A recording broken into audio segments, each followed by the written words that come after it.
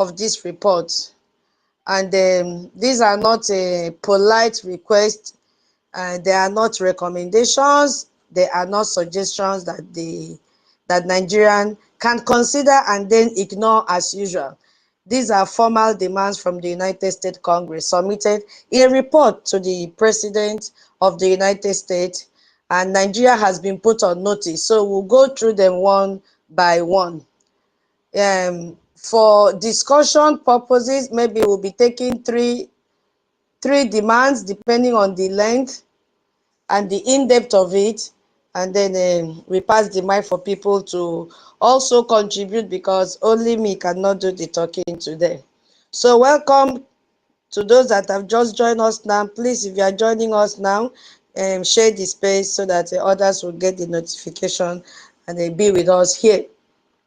And the first report is that America and Nigeria signed a formal bilateral security agreement, a contract between two countries. And this contract is not a simple handshake. Oh yeah, Tinubu, come, let me shake your hand. Remi, come, let me shake your hand. No, that's not what it is all about. It has specific conditions built into it. And Nigeria must continue to protect Christian communities. It must continue to dismantle jihadist network and expanding economic cooperation. And here is where it gets so explosive, because it must commit to removing Russian military equipment, and replacing it with American military equipment. You know why Russia is in Nigeria? They are there to fight the United States of America. We have done a program on this, I think, early this year or last year. So that is the last part I want you to listen, because in recent years, Nigeria has been deepening its military ties with Russia. From America's perspective, having a major African nation armed with Russian weapons, while the same nation is failing to protect Christians and allowing Islamic terror groups to operate freely, is a direct threat to America's interest in Africa. So this treaty is America telling Russia or telling Nigeria, if you want our partnership, it's either you choose us or you choose Russia. We cannot be in the same circle with you, Russia, and United States of America. So if you think of what that bilateral agreement means, you see that it is not Nigeria saying, yes, we will try to do our best. It is a Nigeria right now signing its name. It is not on behalf of Ribadu this time around. No, it is not on behalf of anything. It is about Nigeria signing its name on a paper that says we commit to these specific actions. And if we don't follow through, the United States has the right to hold us accountable. You see, the same accountability that the Biafra Republic government in exile have started. Anybody that fails to comply by the rules of the government must be held accountable, including the terrorist governors, illegitimate governors in Biafra land. They must be held accountable. So we are not defaced. You see why we are aligning with the Western culture. If you fail to do what you are supposed to do, you'll be held accountable. So it is a difference between a man, like a man can promise his wife and he will come back home on time. I just want to, use this to explain. And then signing a contract with consequences. If he is late, this is what is going to happen. So right now, Nigeria has been making promises for years while Christians are being killed. So the US is now telling them, promises are no longer enough. We want a signed contract. I told you when I laid down the introductory part of this stage that Nigeria has entered one chance. This is not business as usual. So once a bilateral agreement is signed, that's the first thing they have to do before they even look at other ones. They have to sign this bilateral agreement. Every subsequent actions or inactions by the Nigeria becomes measurable against what was promised. So it transformed the relationship from one based on goodwill to one based on formal obligation. So if Nigeria violates it, the US has legal and diplomatic grounds to respond immediately. So it's not going to be business as usual. They have all Nigeria in its balls. They cannot miss this one. So they must sign this agreement, first of all. You see? Now, the second demand said, no more free money without proof of progress. You see? No more. This is not the one that they will go to Turkey and borrow money, and they are not accountable for that money. Or they will go and buy weapons, as Turkey sold weapons to them last month after signing their 9 agreement with Turkey. In United States of America, it's not like that. America will withhold categories of US foreign aid, all military assistance and funding, unless Nigeria can demonstrate not just progress, measurable. They have to measure. They have to measure the progress that they've made in protecting Christians in Nigeria. So Nigeria received huge amount of assistance from America every year. Over $700 million every year in various forms. So Nigeria has been milking US on the grounds that, we need the money for this, we need the money to fight terrorism. And then at the end of the day, they share this money and give to terrorists, they buy more weapons, they share this money, travel abroad, live large, and come back. So the principle right now is simple. You do not keep paying someone who is not doing their job. Why would you pay someone who is not going to work his or her salary? We need to see that you are working and then we'll pay you. So America has been funding Nigeria's security sector for years, but nothing to show. And Christians are still being killed at a rate of 100 per day. When the report came earlier, late last year, it was even 35 per day. But now, sum it together, it's more than 100 Christians being killed every day in Nigeria. And the report is saying that must stop. Prove you are changing before you can receive another dollar. So that's what the second demand is talking about. When things, you have to get financial support when you have shown measurable progress in what you are doing. So the United States Congress now controls how American money is spent around the world through what they call Appropriation Act, which we are going to dig very deep inside it when we reach that place. So the national budget for foreign assistance is all monitored by this Appropriation Act. And I believe when we reach the American citizens that are here and Biafrans will also elaborate more on that. So starting from this 2026, this demand says that every dollar of American aid going to Nigeria will be conditional, not like before. Oh, we need this, bagam, they will sign. Collect the money, squander it, give to terrorists to buy weapons. Nigeria must prove with evidence, not just word, not just carry microphone and say, oh, we are working. We are making progress. US have to see the progress. US have to smell the progress. US have to feel the progress. If it cannot prove progress, the money stops. So let's also put this in numbers so that it will make a lot of sense. Just to elaborate more, let's say United States of America send over $700 million every year to Nigeria, and they send this money in form of aid, development assistance, health funding, security cooperation, and other support. 700 million, not 7 million, or $700 million. So imagine that every single one of those dollars now comes with a condition attached to it. Imagine your employer telling you, I will pay you your salary at the end of the month, but only if you can show me evidence that you did your job. That is what US is telling Nigeria now. No evidence means no salary. So this is exactly what the United States has now told Nigeria. Nigeria has entered one chance, my people. The money now is conditional. And for a country whose economy is already collapsing, because they don't have money, they are busy borrowing. All the money that they have used it to pay the terrorists. For what? To buy more weapons and continue slaughtering people. So their economy is already collapsing. So losing American financial support could be very, very devastating for Nigeria. And they will not want that.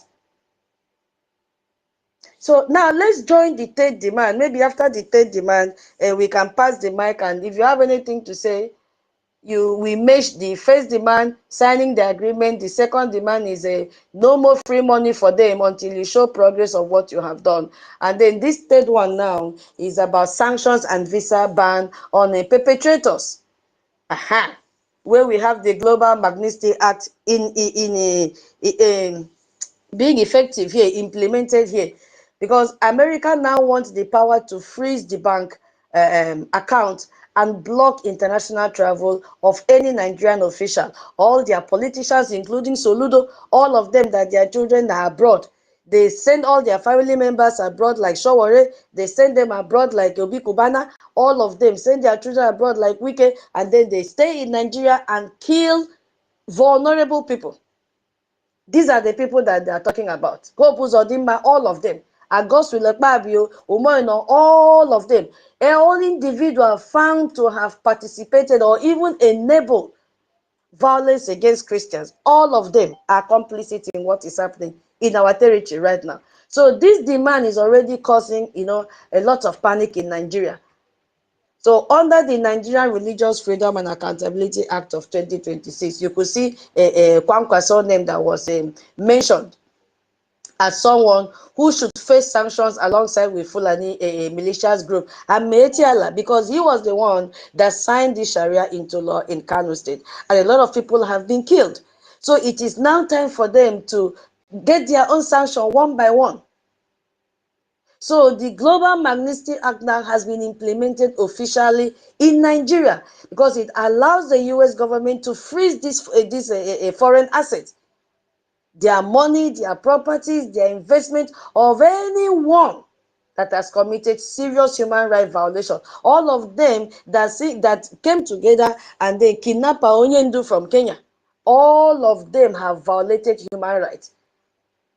So their names will also be published very, very soon. So when this law hits you, you cannot access your money in foreign bank. And you know that all of them, their money are being stored in the foreign banks, especially bank in Switzerland where Imam Madabu is.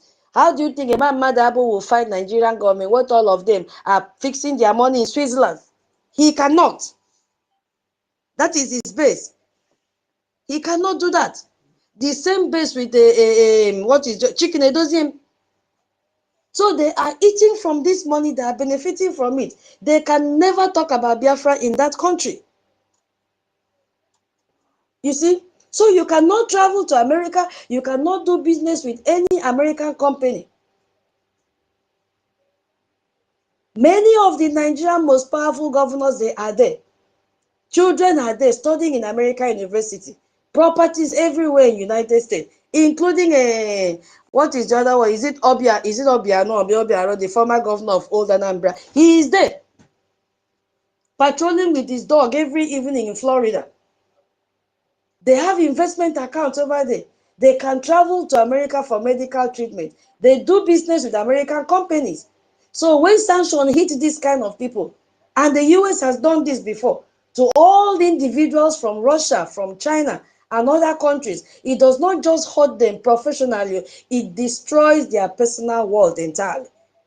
Their children get called into the university administration office, bagam. Oh yeah, begin to pack your load back home. We've revolted your visa. Go back home. And their account will be frozen. Their visa will be cancelled. So this is why sanctions terrified the Nigerian elites in a way that they strongly kicked against it. And it is paining them till their bone marrow. You could see, because it's already happening. KANU State House of Assembly, they've held an emergency meeting. Have you people not seen it? It was on February 24, the day after the report was handed over to President Trump. And they are calling on the KANU State governor to urgently, that was the word they used, urgently intervene to protect Kwankwaso from the proposed sanction. So just look at that.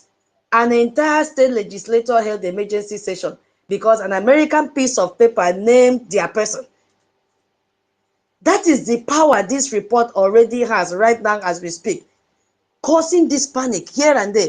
And who is behind this report? The Biafra Republic government in exile had to open the eyes of the congresspersons before they came to realize what has been happening. So I don't know if anybody has anything to say under this heading. Please let us not mark put everything as a lump so that we don't lose focus.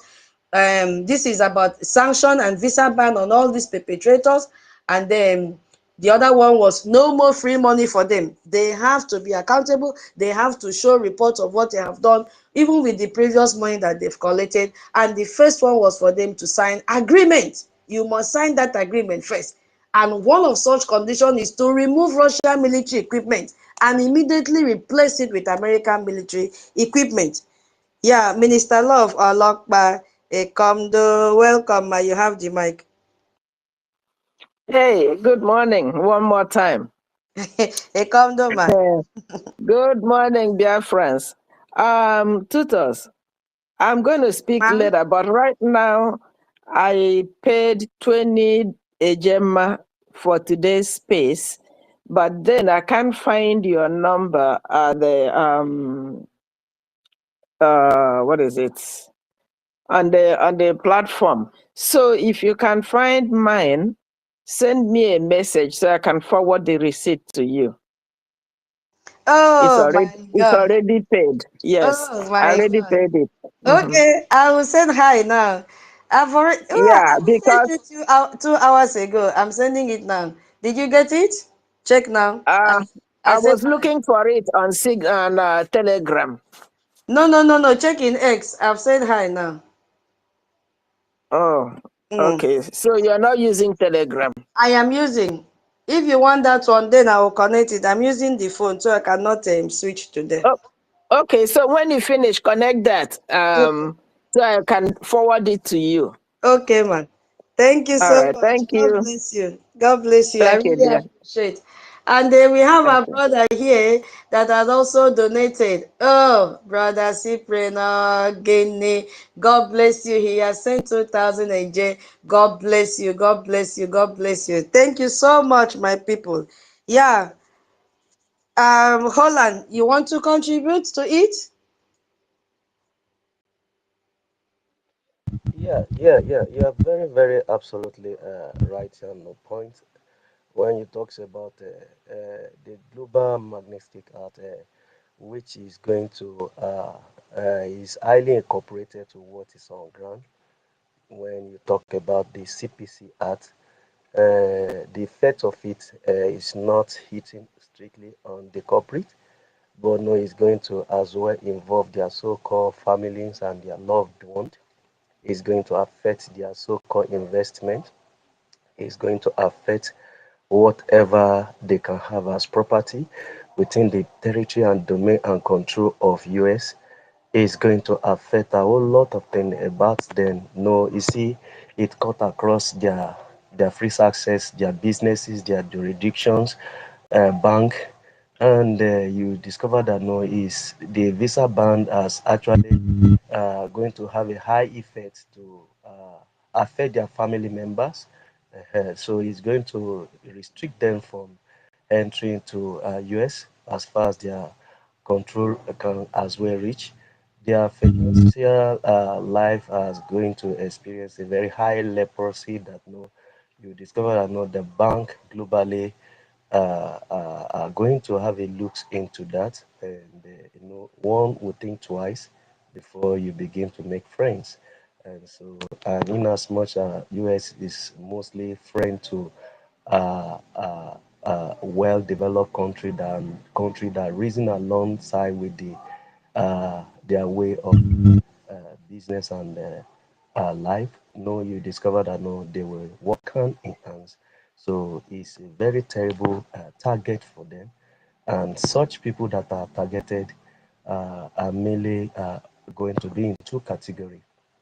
In the human rights abuses people, which Nigeria's leaders mostly fall under such a default of law. You could see we highly affected. So considering your house in US, it will be going down. That is very certain. In light of any other like them, extrajudicial killing that are being engaged in Nigeria, which were investigated and evidences were well portrayed before they presented everything to the sender, which is DJ Jonathan himself. So the corruption act has actually ended, because you discover that no, the abuses of, oh, US, we are in problem, who are they? Hey, Boko Haram, okay, yeah, okay, we'll give you people, see, we'll give you a weapon, we'll see how you people can go, don't worry, we'll handle them. Meanwhile, they were using such avenue to enrich themselves. That has come to an end. That corruption act has definitely come to an end. There is no way for them to have a measurement of that public fund that could have bring safety to the breach of security. I wonder why somebody used to be answering one Nigeria or calling one Nigeria, which brought me to the question of what Onyenyere asked when he was making a brief submission the other time. You know, I want to like narrate it to having a who is handicapped and he has a friend who is well to do it, and the friend now empowered you, expecting you to make a responsibility over your home. Now, only to discover that no, when you have that empowerment from your friend connection, you ends it up by lavishing, and the home is in pain. The home is lacking. In fact, the home is sick. In fact, the home is ravaged with death. Is now lacking related with what Nigeria is all about. And you will agree with me when God said in that holy scripture that woe to him that cannot care for his household. You know what that implies to be a father? When your boundary has been violated, when your boundary has been porous, then you can still open your mouth to call such a father your father. It's a shame to you if you should be calling Nigeria your country. It's a shame to you for you to still be naming yourself to call that country a shithole country, your place, a place that you are proud of, a place you want to renew the power of your devourer. It's a shame that no, you should be talking about the people that has killed your loved one, that has killed your friends, if even it has not gotten to you in person. It's a shame to you that no, your image is rubbish and rotten outside the world. It's a shame that even that pali, that passport, you cannot be bragging about it even out the world there. It's a shame that no, you have no limit or respect outside the world. Then you can tag yourself to say you are still going to renew or even standing out to be in Nigeria, a place that is being noticed as the most worst place to be. You want to say you are proud to be a place of shit, dirty place like this. I mean, if nothing is wrong with you, then will you need that no one can deliver you but yourself? And this has to come to Biafrans, to the lovers of them that are within the contraction, that are trapped and they love their freedom, to stand up for what BRGI has really brought on board is the city of all. And just as I rightly listened to what you said from that voice note that you played about BRGI PM Ogechukwu Nkere, who brought it on board for them to vote in the interest of BRGI. That tells you a government that is responsible. That tells you a body that cares about you even when you don't think about them, when you castrated them, when you name them, when you maim them, when you talk evil against them, yet they open their hand to embrace you, which actually be the figure of what Oyendo stood for. He pronounced it, he said it, I listened to his broadcast, that to as many that open their hands, then Biafra land will welcome them. This is what BRGI stand for. And I expect any reasonable human being within this trapped contraction to support what BRGI is doing, not only Biafra, but to a lover of them that want freedom. You need to support a body that make your voice to be heard before the international community. You need to support the body that stand out to fight your interests even when you are voiceless. You need to stand out for someone that has become a voice for you, even in Washington, D.C., exposing the image of this evil trapped contraction that has make everyone to be dumb and living in fear.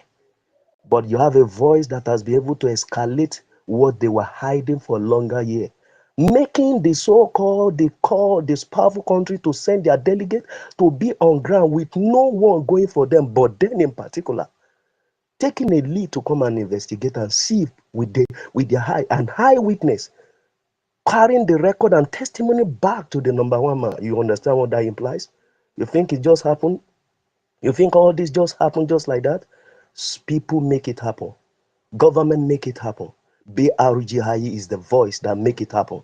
And when we were shouting and saying that no, we are there, we are bringing a testimony that will expose the evil agenda going on within the contraction, they say they call us name. Good and fine, but it's playing out now.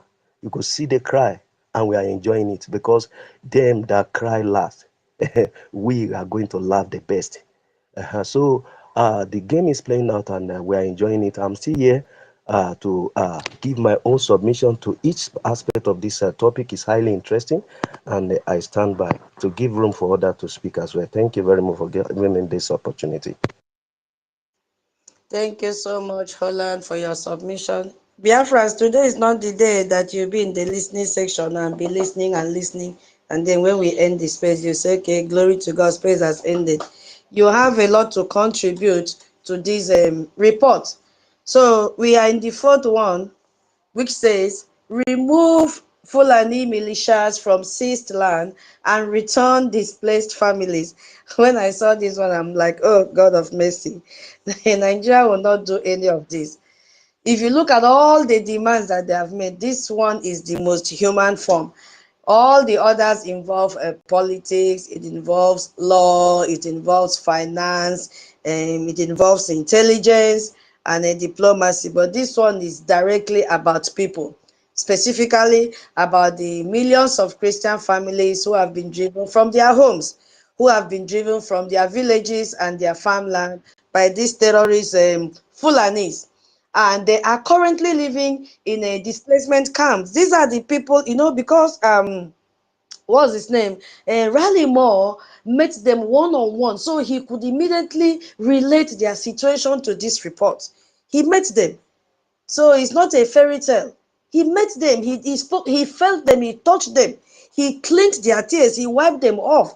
So he knows what he's talking about. And he said, oh my God, I want these people to go back home.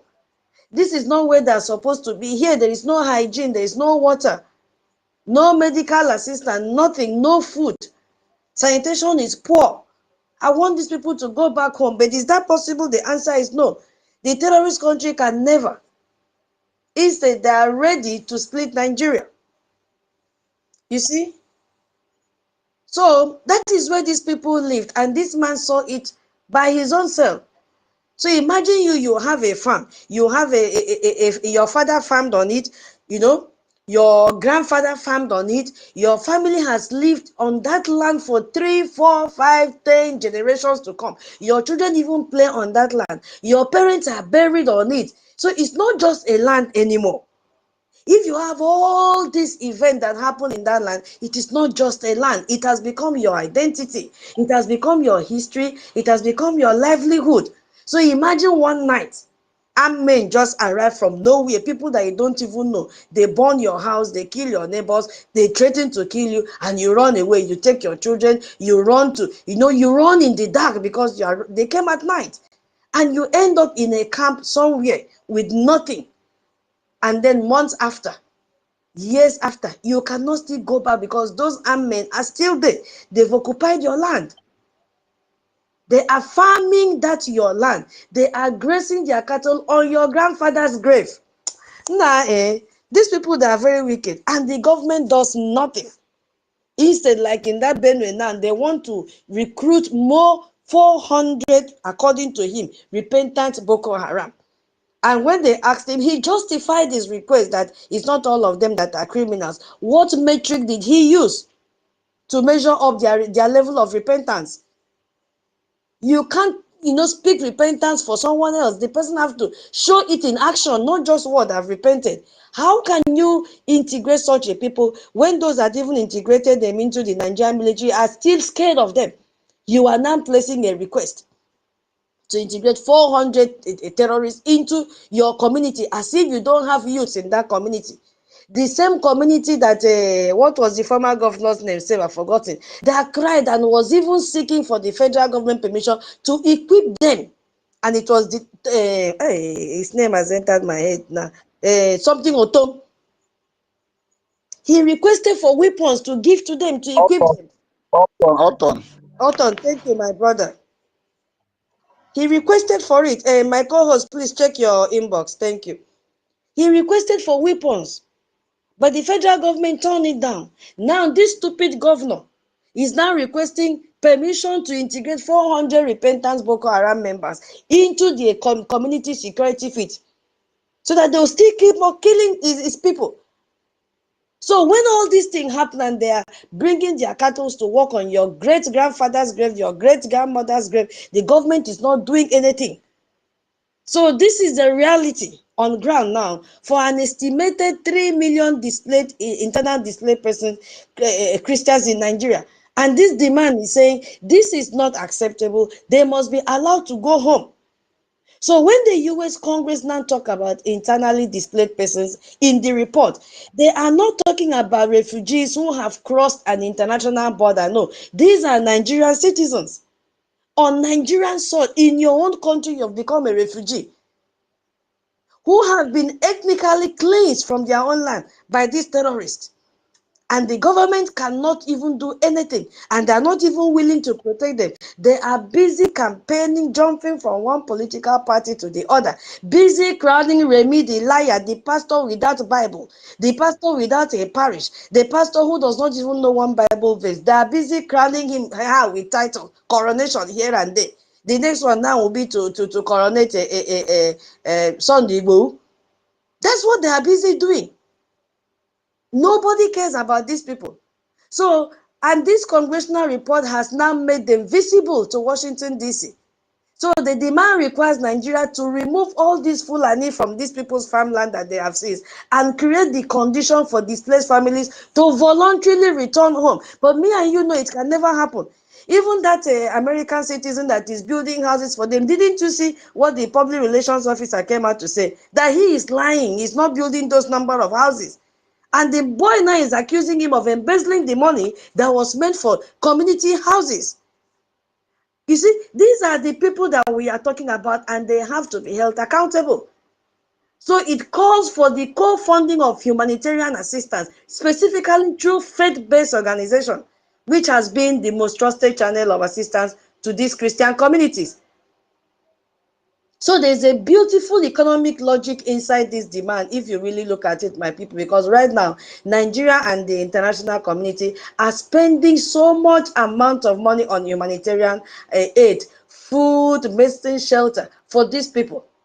But the bad thing is that more than 99% of these people have not received this aid.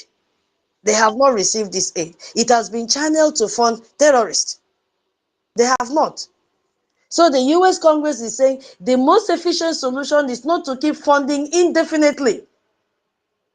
It's not to keep funding aid indefinitely. The solution is to remove the militias from the stolen land, restore security, and let this family go back and farm again and have a living. So the solution to humanitarian crisis is not more aid, it is justice for the US citizen. But we know very well that this is not possible. So this demand also applies beyond the Middle Belt, because the pattern the Fulanis are doing in communities, displacing them, and the land seizure that, they are expanding to our region as well. They are expanding to Old Imo State, Anambra, Ebonyi, Cross River, all they are expanding. So this particular one now, this particular demand now, extend to our region. They've taken over everywhere. Our people cannot go to farm. So this demand, if it is enforced, establish a principle that every Biafran farming community have to go back home and continue farming. In many communities affected by this displacement, there is no such thing as selling the family land. It belongs to the family in a way that goes beyond legal title. It belongs, in a spiritual and cultural sense to everyone who has ever lived and died on it. So when this Fulani sees that land and the government does nothing, they are committing a cultural and spiritual crime against the indigenous people and against the entire lineage, against the dead who are buried there as me and you, we are speaking now, and against the children who will never know their inheritance. So this is why the displacement families do not simply, start over somewhere else. It is not possible. They cannot start their life elsewhere. They have to go back home. This is why they wait year after year in miserable camps, because the land is not replaceable for them. They want to go back to their ancestral land. It is a home in the deepest sense of the word. They need to go back home. So that congressional report, includes a specific sub-demand related to humanitarian assistance that is connected to this displacement crisis. Very important. The U.S. Congress is not, they are not naive about the time scale of restoring displaced communities to their land. They understand that removing these militias and rebuilding destroyed villages, also making conditions safe for them to return takes time. So they have also demanded that while this process unfolds, these displaced communities receive proper humanitarian support, not just from international association, but from this faith-based organization. But I hope it will work, because nothing works in Nigeria. Nothing works. So this demand is not just about logistics. No, it's about moving these idiots from fields and moving them back, moving the indigents back into their houses. Let's pray it works, because this demand says, no, it was not unavoidable, it was a crime, and the land was seized by force. The perpetrators are still on that land, and the Nigerian government must now compel them to leave the land. That's what this law is saying. They have to do it. They have to protect their citizens. They have to restore their homes. They have to restore their land. They have to prosecute those who took it by violence. But we know that it can never work in Nigeria. So Nigeria has entered one chance. So 3 million people are waiting to go home. They are not waiting because, they have forgotten their land. They are not waiting because they have given up. No. They are waiting because they still believe. They still believe that one day justice will come. And today, we have seen it. For the first time in the modern history of this crisis, the most powerful legislative body in the world has officially said they are right to wait. The land belongs to them. The armed men must leave. It is not theirs. They took over their land by force, and the government must make it happen, or they face the consequence. So for every displaced family in the camp, in all throughout Nigeria, this is not just a political development. It is the first real light they have seen at the end of, a very long, dark tunnel. So for every Biafran family watching the Fulani taking over their land, moving closer to their land, it is a warning that the world is now watching. And the standard of what is acceptable has just changed. The United States does not accept this. The the United States Congress has drawn a line. Christian communities have a right to their ancestral land.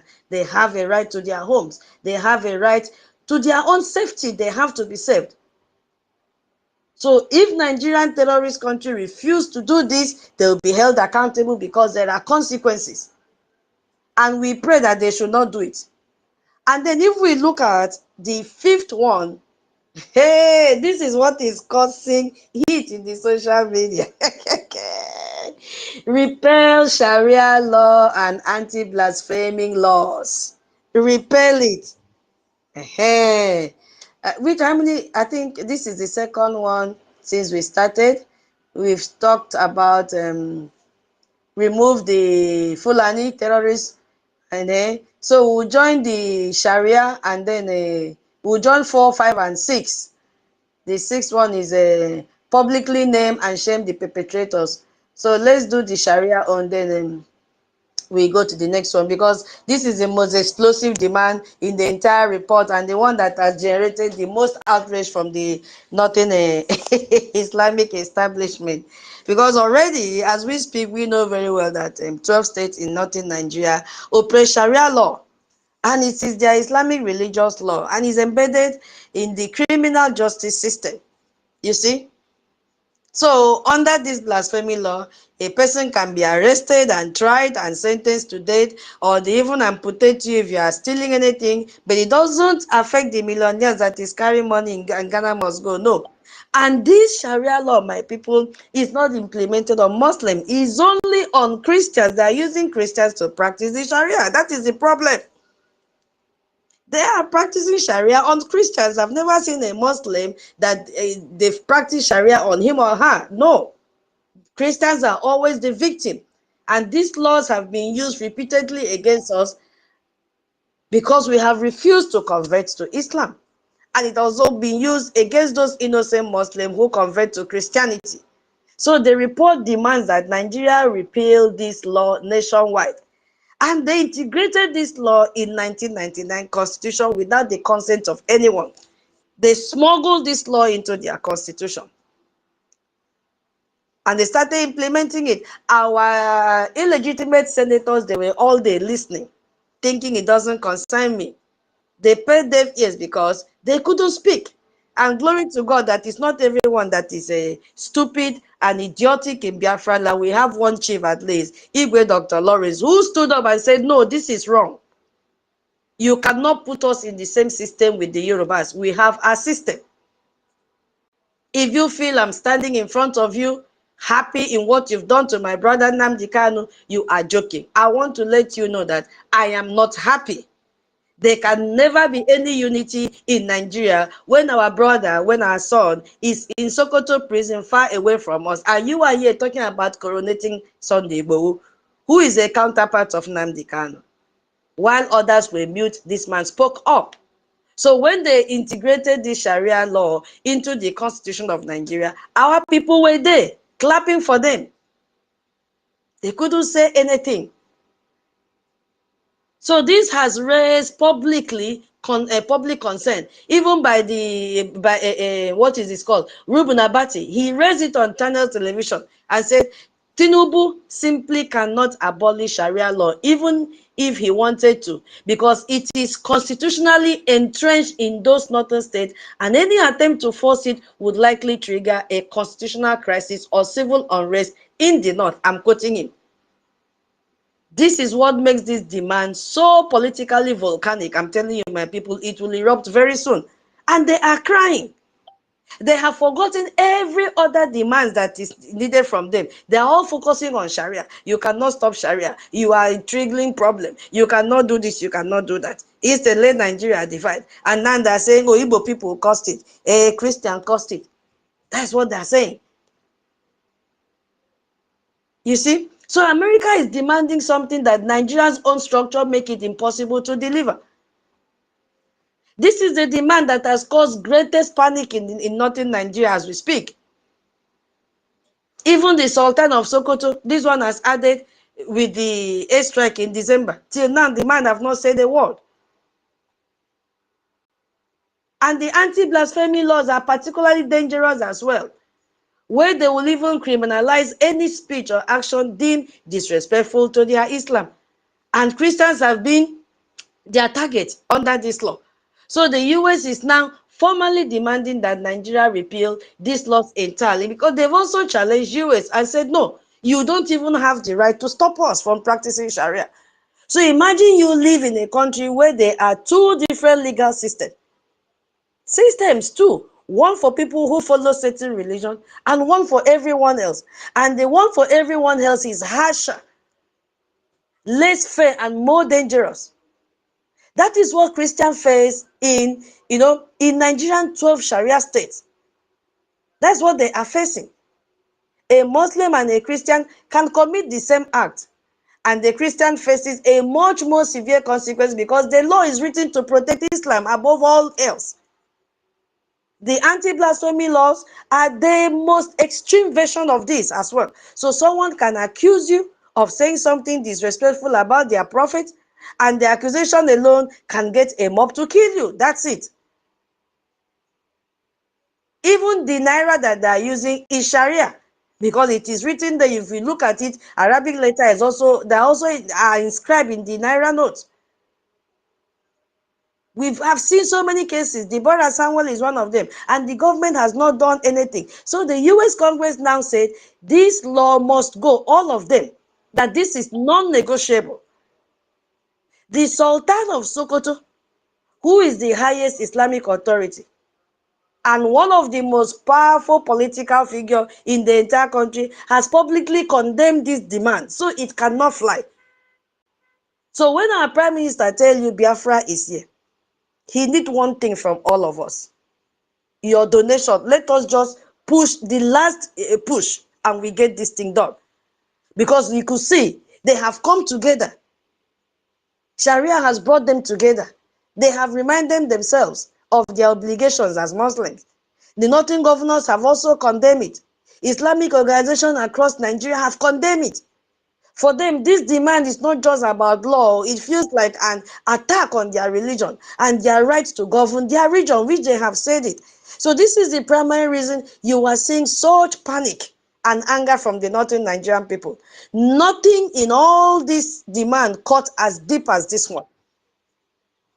Remember, the reason why Nigeria joined OIC and why they are a member of a D8, number one objective of the OIC is to make sure you work together and protect your fellow states against anyone that threatens their territorial integrity or their sovereignty.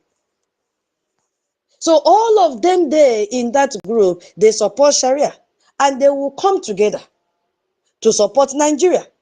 This is because Nigeria saw what is coming. They started aligning themselves with Turkey and the rest of them. Didn't you see the news how they will start flight operation from Saudi to Nigeria? But the same Saudi is telling them, don't import your poultry product to us. We don't need it. We don't need your eggs. We don't need your chicken. We don't need anything. But they'll be flying from there to Nigeria and back to Saudi. They are busy aligning themselves. Are we doing the same thing? The answer is no. And that also follow immediately, okay, we know that people have implemented the Sharia, and we've started with Kwankwaso. The next demand says, publicly name and shame perpetrators. So America now want Nigeria to publicly announce the identities of people responsible for persecution. They have to name them openly, they have to expose them, and they have to remove that shield that covered them. And impunity that, currently, the impunity that they currently enjoy. So right now, you could see that hundreds of militias commanders and their political enablers are known to local communities, but they never prosecuted any of them. So the demand says, put their names in the light, let everybody see. And me and you know that they've already published this name before, but there was no consequences, there was no action against them. Last week, US released how many names? 8. 8 of them were Nigerians. 1, a Biafran, was involved in cyber security, cyber crime. That is, if at all he's a Biafran, or he just used the name to stain us. So the specific legal mechanism is something called CPC Presidential Directives. That is what they will use. Formal public announcement issued by the United States President, naming specific individuals and organizations that are responsible for religious persecution. So the US president will be publishing a list of people by name who kill Christians, who ordered Christians, or even allow killings to happen under their watch. So it is called CPC Presidential Directives. Their names will be published. So their names will be on a US government blacklist for the entire world to see. So if you think about what it means to be named by the President of the United States as a prosecutor of Christians, hey, your name goes on the public list, your business partner sees it, Your international contact will see it. Even your children studying abroad will see it. Even though they already know that you are financing terrorism, foreign banks will see it. It is the equivalent of the world's most powerful government pointing its finger at you, saying, this person is responsible for what happened in those churches, those that killed the pastors, and the villages that were ransacked by the terrorists. That's what it means. So I think we've done 3 before we go to the 7th one, which is to block Nigeria's beef and cattle export. Okay, my co-host, your hand is up. Okay. Can you hear me? Yeah, I can hear you. Okay, thank you very much. Dear friends, pick up the mic, pick up the mic. There is a lot of interesting topic here. And in this kind of topic where we are kneeling Nigeria, this is where we need everyone to pick up the mic. Come and kneel Nigeria on their head.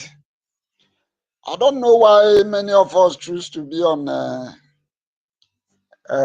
listening session. Please pick up the mic. Let us tell the world how dangerous and how wicked Nigeria is. Yeah, reading of all the demand from America. Wow, America, their demand is too powerful. And I am not seeing anyone that Nigeria is going to be meeting. I am not seeing any one of them. Asking Nigeria terrorist government to release the people who are in IDP camp to go back to their home. Wow, wow, wow, wow. Am I seeing it happening? The answer is no. And I want to also use this opportunity to tell America, not only those that is in IDP camp, both those that are dead, their family must retrieve their land, or there will not be any left over, one plot or any leftover in the hands of these useless Fulanis. That is what I want to contribute there. Now I am seeing Northern, these people, Northern useless, Northern making announcement that that abolishing Sharia is no for them, that it cannot happen. I've seen somebody, a useless woman who always say Akachukwu dear. I wanted to use that word at Akachukwu dear, but for the fact that that useless woman usually use that Akachukwu dear, I'm not going to use that the same name. But what I'm seeing is the handwork of God, the way God is fashioning it, the way God is making it coming, Biafra coming closer. This is what I am seeing. You see, these are the easy way to break up Nigeria. America knows that they are not ready to tell or to come out to these people and tell them, okay, let's break. But they are going to give them condition that we bring this thing to the table. These are the condition that is coming. All this, if you critically look on all these demands, I have not seen anyone that Nigeria terrorist government is going to meet. These people have two laws that is governing them in that useless country. And in that two law, who are the people that is in charge of that two law? Both Sharia law, both the one they call secular law, is in the hands of Fulanis. So they choose the one that favor them. If they want to kneel you in a secular law, they did not see you, they will go through Sharia and kneel you. If they want to kneel you through Sharia law and they see that you did not fall into that their region of Sharia, they will use this secular law and twist it where they will also kneel you. Everything is in their favor. I don't know how we get in the hands of, I usually tell these people that I usually say that these people does not have an advisor. But little did I know that they have advisor, but they don't have a good advisor. The advisor that is advising them is a brain dead advisor like Fulani dead brain, because Fulani have a cow brain. That is why they can take their bath with a urinator from cow. I have not seen the kind of these people. Are they human being? Are they really human being? So what I'm saying in essence is that going with the demands, they are all powerful to the core, powerful to make Nigeria bend, powerful to make Nigeria. I'm telling you, Biafran people here, this division, this freedom that we are fighting, Fulani is going to be the one to by themselves and say, let us divide this country. It is coming very, very close with what I am seeing, because unless America decided to soft pedal, if they decided to soft pedal from their demand, that is where these people can have rest. But the way this demand is coming out, Fulani is going to be the one to tell Biafrans, oh yeah, you go. We don't need you again. We don't need you again, because they are better to divide this country than to leave Sharia. So I just want to thank America for what they are doing. And I want to use this opportunity to call to all Biafrans, especially those that are hanging on that fence. I don't know why that fence is refusing to collapse. If you are a Biafra, maybe it was the grace of God that is still hanging you up on that fence. Because if that fence suddenly collapse, you may not survive it. For those of you who say that BRGI is not doing anything, NKERE is not doing anything, it's only carrying back, have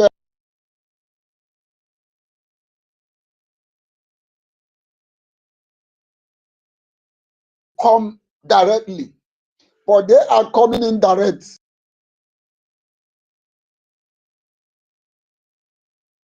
You guys is that some of Biafra, not all Biafrans, some of the problem you have is you are a doubting Thomases, and some of you hatred is what is your problem. If you hate somebody, or maybe your friend hates somebody, or maybe somebody you are listening his broadcast hates somebody, for that reason you also must hate that person. But you cannot ask yourself question, what has this person done to make me to hate this person? If this person is not fighting for freedom, why is Nigeria terrorist government crying? If this person you are accusing that is a betrayer, is the one doing this, is one betraying strong, is not there. When all of you say, run with Ngozi, who are the ones standing? Somebody you are accusing is a particular person who have every reason to betray, but yet he's still standing. He is standing. And the same person you are accusing of this set of Biafrans, I don't know. I don't know. And some of you sitting on the fence will be watching or listening to this set of people. So Biafrans, you have to wake up. This is the time we need to do the needful. Come out. Tomorrow is our fundraising. Any amount you put there is going to count. No amount is small. Every one of you are seeing what is happening in our land, that a call to support this struggle is what is needed. Thank you very much. I yield my mic. Thank you. Thank you so very much, my co-host. Okay, we still have a lot to. This is to 9. Guinea. Hey. Okay. Let's see the demand number 7. And this one said, block Nigeria's beef and cattle export. Immediately we finish with these demands, we will go directly to our program of yesterday, because it connects. Without Briggy, there will be no information. So this is where American pulls out economic weapons against Nigeria. And this report recommends using trade leverage to force the Fulani herdsmen to disarm, specifically by blocking a beef and a cattle export from Nigeria to countries like Ivory Coast. To be honest, we learn every day. I never knew that these people export their cattle. Honestly, I did not know. Wow. So they export it to Ivory Coast, they export it to Ghana, South Africa, and Senegal. Maybe our African rep will elaborate more on this, because when I was researching, I said, really? Can Nigeria export such a thing? So which one do they now send to us to eat and get disease? So anyway, that's just by the way. So this is so powerful, because cattle is the economic backbone of the Fulani communities. But to be honest, I never knew that they could export it. And their entire wealth or their identity, no wonder they can kill you if you kill one cow. Okay. And their livelihood is built around cattle. Now I understand. All right. Okay. So if you block the ability to sell cattle to neighboring African markets, you are directly hitting their economy. Now it is making more sense. You see? But I never knew they export it. I thought it ends in Nigeria. So you are just saying your cattle cannot cross the borders and until your militias are disarmed. So this demand is one of the most strategically interesting one in the entire report, because they have come to realize that they are the largest. Nigeria is one of the African largest exporter of beef and cattle related products. Okay. Yeah. So, and the logic behind this demand, it is very, very simple, because these Fulani carry out attack on Christian villages, and most of these terrorist members and their communities, they profit from this cattle trade. So their cows will go to neighboring countries like that Ivory Coast and Ghana, and then the money comes back to them, and they use that money to buy weapons. And the life continues while Christians suffer. They use this cow to destroy our farmland. So the US is now saying, we are going to use economic pressure. They've, clipped Nigeria from all angles. We are going to use economic pressure to force the community to deal with its own militias. That's what we are going to do. So if the cattle cannot be sold, the money stops. That's the area the United States is looking at. And if the money stops, the Fulani political leadership will face pressure from within their community to stop these terrorists and negotiate. But let's see how it works, because I'm not sure, but it is a report. We have to analyze the report and then step back and see how it plays out. Because it is the same logic as cutting someone's electricity until you pay your bill. That is the way I see it. So you are not shooting anyone. You are simply making the current situation financially unstable. So that is what US think that demand will do to the Fulani terrorists, because this demand shows that the US is not just thinking about military or political solutions. No, they are thinking about economic leverage at the community level by targeting this beef trade specifically. And because of that, they are putting this pressure not on an abstract institution, but on the livelihood of the Fulani people. So let's see how it works. That is the way I understand it. And maybe when you pick the mic, you can elaborate more. And please, I'm still waiting for the receipt for our fundraising tomorrow, space donation. Thank you. Let's not forget, tomorrow is our fundraising. Now, demand number 8 says, increase US diplomatic presence inside Nigeria. Increase. If they were 5 before, now they'll be 30. US diplomatic presence inside Nigeria. This is about accountability. So if the United States is going to monitor whether Nigeria is following through on its comment or commitment, it needs more people on ground inside Nigeria. More people should be there on ground. That's what he's talking about here. We need to monitor what you are having, what is going on in Nigeria. So this means expanding the number of diplomats, increasing the number of intelligence officers, you see, a number of human rights monitors, and other U.S. government personnel stationed at the U.S. Embassy in Abuja and all its consulate around the world. They will be there. So if you if you think of it like a business that has been failing to meet its target, let's look at it from that angle. You see, the head office decide to send more supervisors to the branch to watch what is happening directly, rather than relying on the branch manager's report. That is what the United States is talking about here. They want to be on ground, use Oyoko meter, see them koro. So they telling Nigeria, we do not trust your government to accurately, report its own progress. Let us be the one to see the progress. If at all you are going to make the progress, let us be the one to evaluate your progress. That is what they are telling in this demand number 8. We are going to put more of our eyes and ears inside your country. That is why the Fulani man said, has Nigeria, as a Tinubu government sold Nigeria to America? This is this is one of it. We want to be inside your country so that we can verify independently what is happening. We don't want to rely on Ribado's report. We don't want to rely on a Bianco Ojuku's report. No.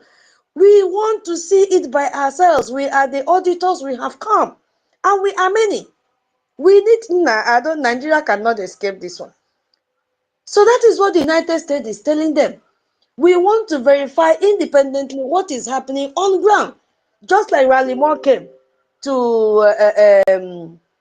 Benue State to see things for himself, because if he had requested a report from the corrupt governor, the cook stories that they would have given, the man said, no, let me go by myself and with my team members, so that the report I will give to Donald Trump will be evidence-based report.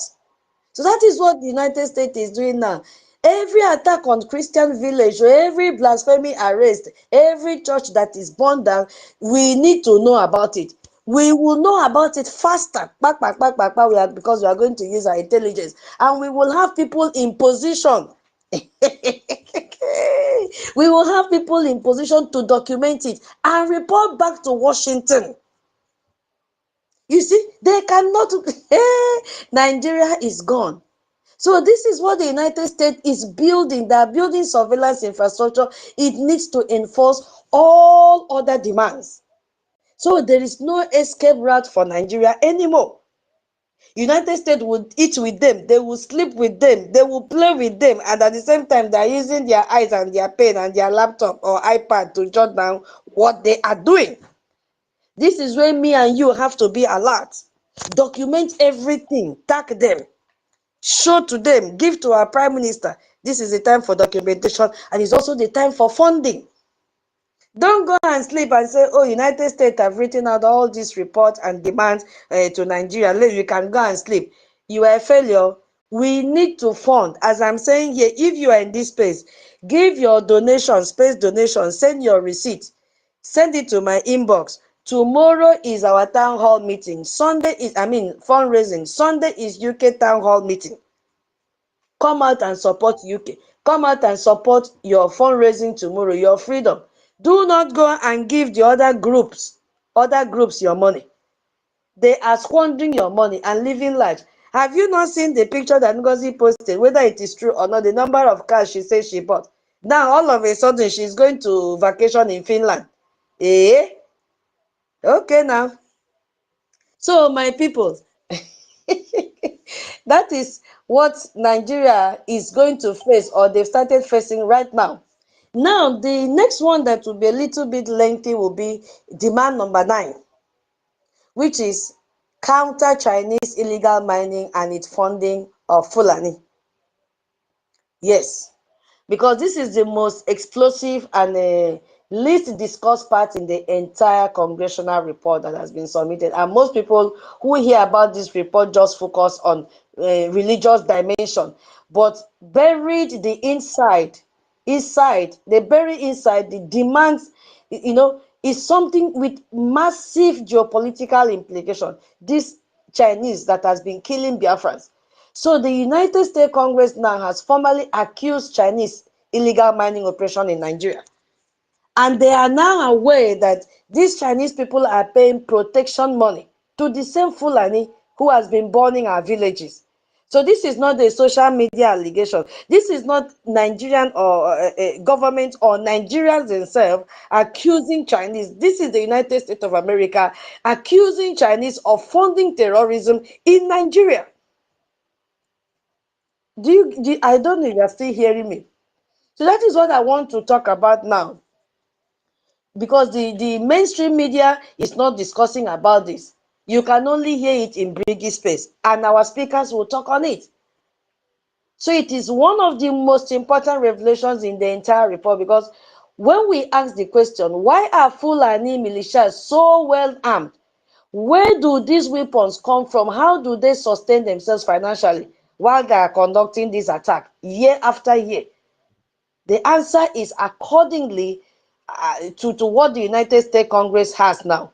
Chinese have to be addressed in this matter. Yes, they have to. Because in recent years, these people have been conducting illegal mining across the whole country, including our Biafra land. And they have a name, Ghana and Nigeria Galamsey. That is the name that they've given for the illegal mining. And they've extended and expanded across West Africa. So these are mining operations conducted without proper license, without environmental oversight, nothing, without payment of tax, nothing. They only pay what is called protection tax so that the Fulanis will allow them to continue to mine illegally. And they've been extracting gold and minerals from our soil.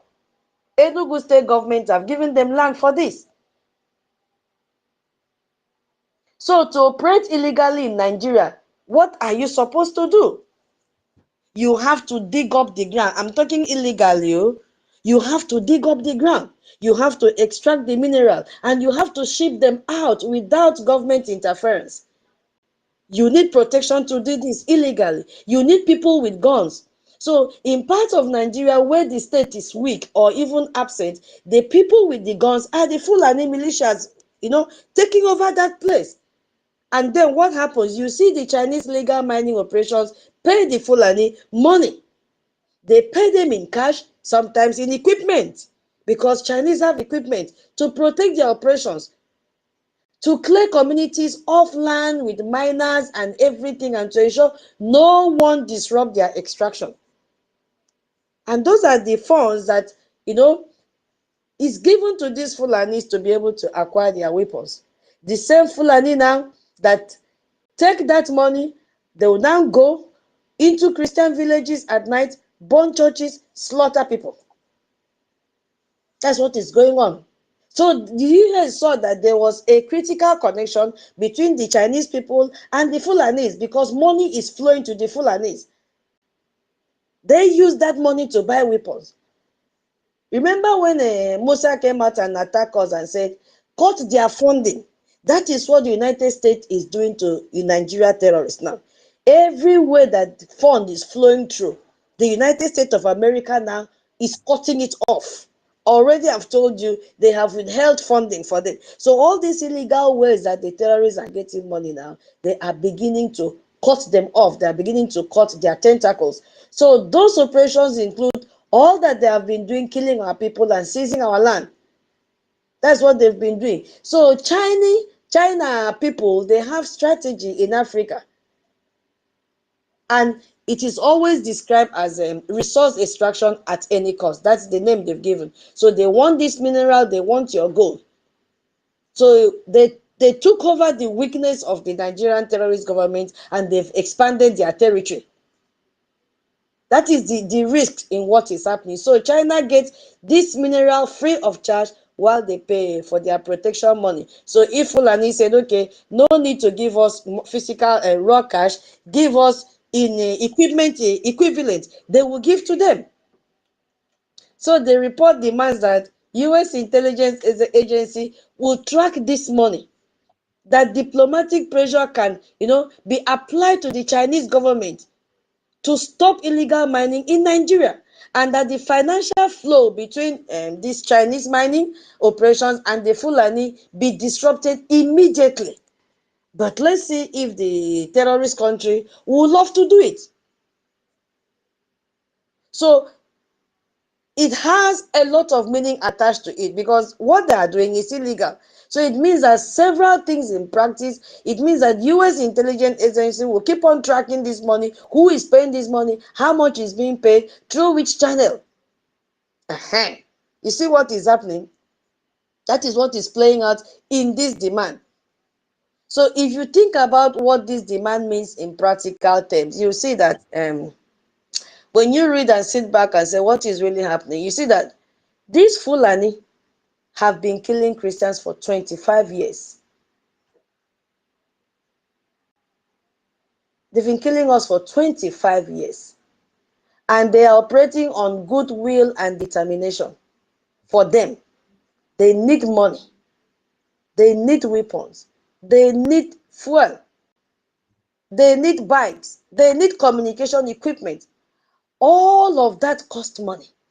And if the United States can trace those financial flows back to illegal mining operation, and if diplomatic pressure, sanction, even intelligence operation can cut those flows, then the Fulani will lose a great source of their operational funding. So exactly what happened in Sokoto in December 25th, Christmas Day. You attack the base, not the terrorists on foot in the forest, because those ones can be replaced. But where they stacked their weapons, where they have their operational base, is more important than the Fulani terrorists in the forest. If they kill one of them today, within 1 week or a few days, they'll be replaced. But the operational base is still functioning. So that is what the United States of America is doing right now. You do not have to defeat the militia in battle if you can make it impossible for them to sustain themselves financially. So that is the logic behind this demand. Follow the money, cut the money, and then watch the violence become harder to sustain. This was the dream of Musa to us Biafran people. Now, United States of America is telling them, this is what we are going to do, because those people you want to cut their funds are doing that, raising funds to protect themselves from the Fulani terrorists. So the table has flipped.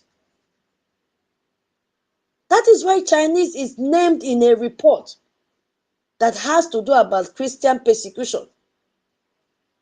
The United States and China are engaged in global strategic competition across Africa. We know it very well. So the United States is seeing Chinese expanding into African economies, both in a legal way and in illegal way. And they see this as a direct threat to them. So by naming Chinese illegal mining operation as a source of funding for anti-Christian violence, the congressional report achieves two things at once. Two good things that it has achieved, because first of all, it has created that there's a moral and legal case for US action against Chinese operation in Nigeria. And it frames the entire Nigeria situation as part of the broader US-China competition, making it a national security issue. So not just a humanitarian one here, no. So when Christian persecution becomes a national security issue for the United States, the level of commitment and resources applied to addressing it increased dramatically. So if you look at what is happening now, you can see that these Chinese people now and the Fulani have also spread to our area. They have spread to Imo State, they have spread to Old Anambra and Emoyi. So the question is, who is funding and sustaining these people that are directly, destroying our lands? So if illegal Chinese mining money is part of what sustains this operational capacity of groups that are now encroaching into our land, then the Chinese mining connection is not just a northern Nigerian issue. That is the point I'm trying to make here. It is an issue for every community.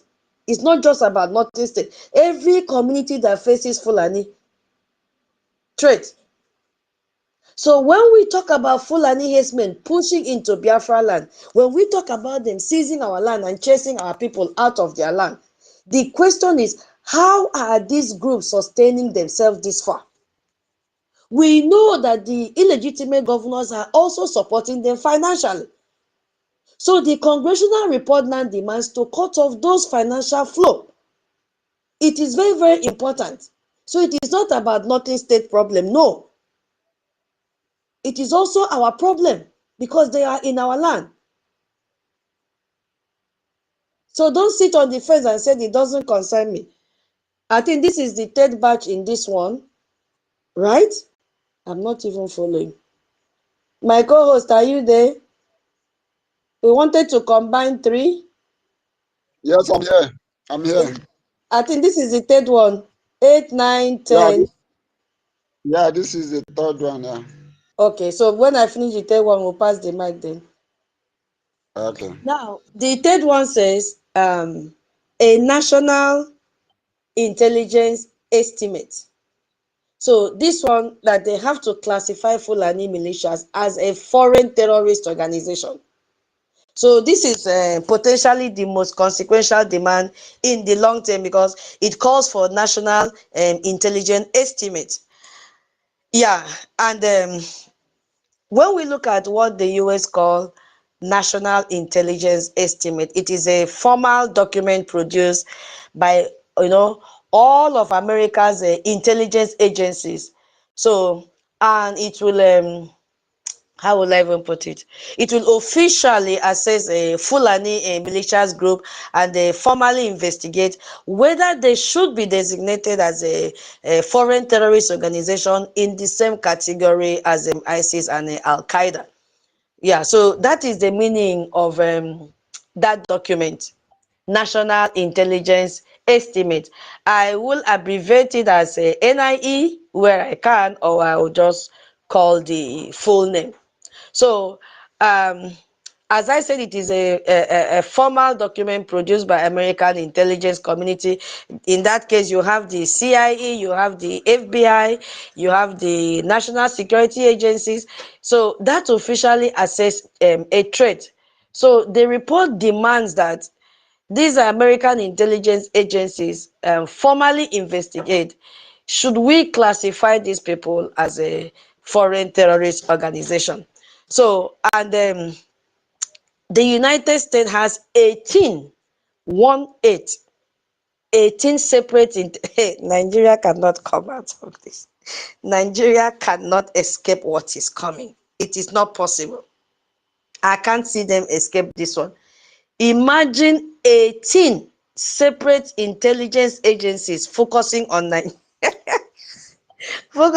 Nigeria, because most people have heard of CIA, which is the Central Intelligence Agency, and some have heard of NSA, the National Security Agency, which handles electronic surveillance and communication intelligence. But there are 16 others. 16 others, including the Defense Intelligence Agency, the State Department Bureau of Intelligence and Research. Those that are in the US, they will elaborate more on this. And the Treasury Department Intelligence Office, the intelligence unit within the FBI, there are so many. All together, 18 of them. So imagine these 18 agencies form what is called intelligence community. So when Nigerian terrorist government lie with their lobbying firm that there is no genocide, and Remy, they do not know that 18 intelligence agencies have already surveyed all their secret activities, including phone calls, including tracing their fund transfer and all that. They are busy lying. Imagine 8 intelligence agencies watching Nigeria. Tell me, where would they run to? Having 18 of the world's best detectives on you. Hey, this one sweet me pass. And each one of them specializes in something different. One is an expert in financial crime. One is an expert in satellite imagery. One is an expert in intercepting phone calls and emails. And one, specialized in human intelligence, recruiting informants, running agents, inside the organization. You do remember the last one that they said they should allow US personnel to be in their government and observe what they are doing. They want first-hand information. They don't want you to give them third-hand information. No, they want to be part of it. Let them see for themselves what is going on, how many churches are burnt down and all that. Now, this one now is saying, all of us, the 18, a whole community of national intelligence will be focusing on Nigeria. Each of them, they are expatriates in different fields. So now imagine that instead of working on different cases separately, all the 18 of them are assigned to one single investigation. Told to share something, everything they know, and required to produce a single unified report with their combined conclusion. So Nigeria cannot escape what is coming. So this is what a national intelligence estimate is. It is the full power of the entire American intelligence apparatus focused on one specific question. And the question being asked here is, what exactly are the Fulani militias network in Nigeria? How do they operate? Who fund them? Who are their connections? What are their connections to international terrorist organizations? And should they be classified as foreign terrorist organization? That is their work. And they have to give the report to the President of the United States. So it is not a child's play. Because right now, my people, somewhere in Washington, D.C., they are analyzing whose job is to track every significant armed group in the world. That's their job. They track ISIS, they track Al-Qaeda, they track criminal network in South America and other criminal organization in Eastern Europe. So the congregational report now is asking for those same analysts right now with all their tools, all their databases, all their surveillance capability to turn their full attention to the Fulani militia in Nigeria.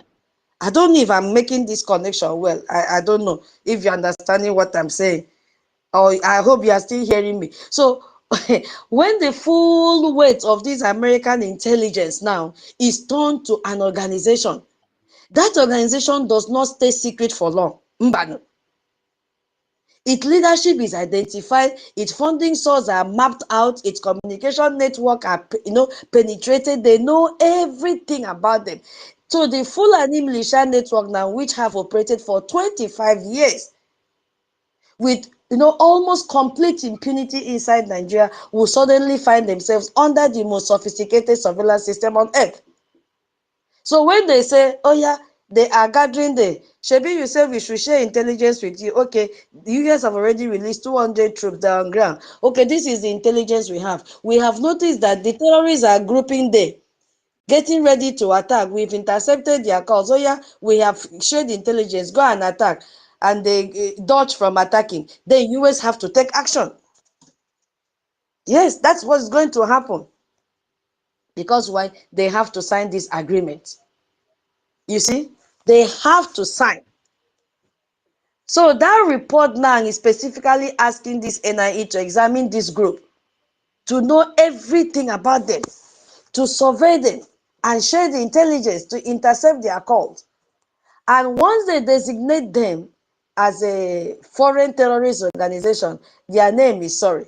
Because anyone having any business with them, hey, anybody having any connection to support this Fulani, your name will be sorry. Because you will be added to their list. They will blacklist your name as well. Any Nigerian bank that process a transaction for this group will commit a crime. That's what it means. Criminal liability for anyone who support them. Once they designate them, yes, that they should be designated as federal what? Foreign terrorist organization. And another consequence there will be financial system explosion, because the US will now freeze all the assets that connect to this designated group across the global banking system. Even the bank in Europe or the bank in Asia, anyone that is doing business with the American bank will be forced to terminate any account or transaction that is connected to this group and their members, anyone funding them. And they also have visa restriction as well. So anyone who is a member of this group, when it is designated, who has provided material support to any of them, will be banned from entering the United States of America. And don't only say United States, because United States of America don't work alone. They have other countries working with them. So what is applicable by them, and it means criminal to United States, it will also be the same with other allies. That's how they work. So don't say, me, I'm only going to UK. No, it will catch you in UK. There will be legal pressure on the Nigerian government once these people are designated as FTO, Foreign Terrorist Organization. Nigerian failure to pursue and dismantle them becomes not just a domestic governance failure, but a potential violation of international counter-terrorism obligation. That's what is going to play out. So once they are designated, it changes every single one of the conditions under which this Fulani currently operate right now. Because the foreign terrorist organization designation does not end the violence overnight. We have to take note. But it will create that legal and financial infrastructure to systematically dismantle these terrorists and stop them from carrying out their attack gradually. You could see that for decades, we Biafrans and the whole entire Biafran community has been calling on the international community to recognize the systematic, organized nature of this violence against us. And the response has always been to frame it as farmers' headers conflict, until Biafra Republic government in exile woke up and said, no, this is exactly what is playing out. They are killing Biafrans. Don't believe what the Nigerian terrorists is doing, because they are the ones funding these terrorists to come and kill us. You see? So that is what has been happening. If you are sitting on the fence without funding your freedom, without supporting your government, I don't know how long. Maybe the fence will collapse very soon. Because Nigeria cannot escape what is coming. So with match 3, I will yield my mic now. Is remaining 3 before we go to the event of yesterday. Yeah, Holland, your mic is on. Oh, sorry, your hand is up, Holland. Hey, Mama Tuto. I dare the laugh, sis. You know, there is this song that just begin to create interpretation in my heart. It might not really sound like how you want to hear it, but looking the lyrics, don't look it. But just taking the words is what the way I compose is where you should look into. See, they say the bomb where he throw no joro. Report to land, they say that thing no joro. This ojoro, this ojoro, this ojoro, BRUGIC ni sweet oh. See, let me tell you something. If there is anything that need to enter your head as a Biafran, irrespective of any group you want to be, is this very moment that Onyindo long for. He thirsted for it. Simon Ekpa thirsted for it. And the D group has done it well to make a showcase of what we expect to be on board. And it has actually come to activation in the mode of it. See, this is the time for Biafran to come together. I'm just telling every single one that care to know. Now, first and foremost, having a look to this particular topic that we are treating. Do you think it can be treated in any Nigerian space media? No. Now, you are here. If I would sincerely ask you, you are a supporter of this good move. Have you shared this space? I check, I discovered that not just few people has shared this space. And you say you are fighting, and you say you are supporting this. Eh? This is not good. We are talking about something that is very, very valid and something that we have long waited for. See, let me tell you, the sanction table is loaded with what Nigeria cannot meet up with. If I should start from where I needed to have contributed, because 6 points has rolled by, right from when you gave the mic to Onyinyiri, right from where you said the Fulani militia needed to be stopped. Do you think Nigeria can meet up? The answer is absolutely no. 1804 agenda is a playground of this full soldier that come in form of this Fulani militia that has cascaded down to all the 22 terrorists. So you are asking them to stop it? And Nigeria, you think the Nigeria not in the right of the one that are crying and craving and even shouting and supporting what they don't know the foundation of? My Nigeria, the Nigeria, you don't understand how the foundation and the baseline goes. You think Nigeria is in your hands? How can you be in a secular state that suddenly changed in the hand of you 27 years ago to become an Islamic state? Yet you are here adoring my Nigeria, my Nigeria. Do you any senses with you? Are you normal at all?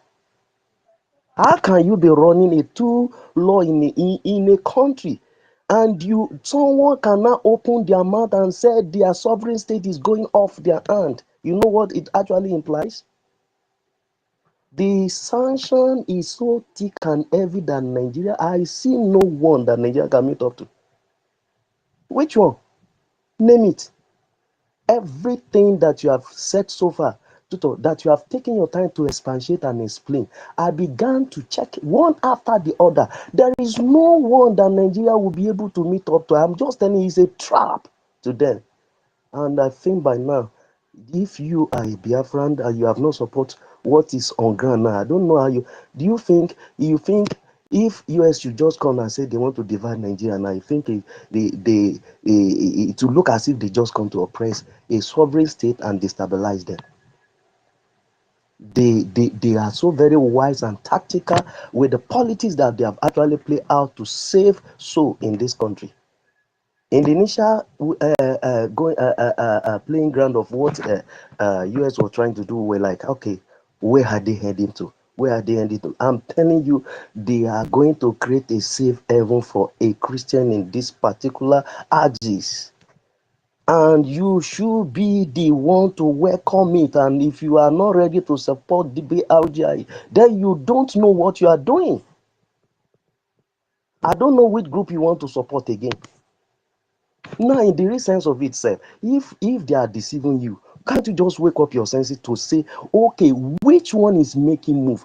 Okay, among all the group that you think you are making rubbish donation to, showcase the one that is known by White House. This is the only time. This is a time we need to come together. Drop all this your rubbish ego. Drop all this your pride. Drop all, if it is not me. Drop off this, I supposed to have be the one. You should drop it off and let's come together and do this fight once and for all. And couple up where we need to couple up. This is an opportunity. They gave us a free ticket and no, we don't want to utilize it. Then I don't know what we want to wake up to. You expect that when Buhari asks them to everyone to submit their weapon, and it was only the foot soldiers that were licensed to be taking their so-called AK-47 around with no one challenging them. Were we not witnessing it?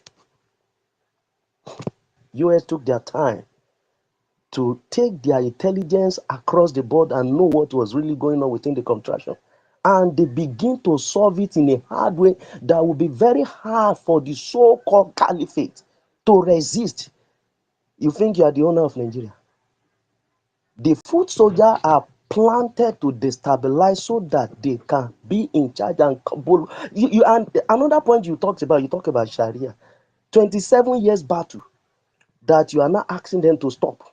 Is it not 1999? I remember it should be 1999 or during Obasanjo regime that the Sharia law came to be. It was right before everybody's eye. And the agenda of it is not within the northern side. It is to cascade down to every region By so doing, the agenda of 1804 can now fully be what cascaded and now taken over. Then you are now in doom, whether you like it or not. You turn to Alaji or Alaji. You don't do it, they cut off your hand. You are not willing to follow their law. Then no, they show you off, no, the way to the grave. Now we're having a safe haven through a corridor of a strong, powerful nation on earth, giving Nigeria a strong condition to sign into. Don't you know, Biafra, you need to think and just come under this safe haven? Coming together now is the only golden opportunity for you to do or to utilize the opportunity that the US is throwing out for us. They are playing the international game that Nigeria was not actually looking into.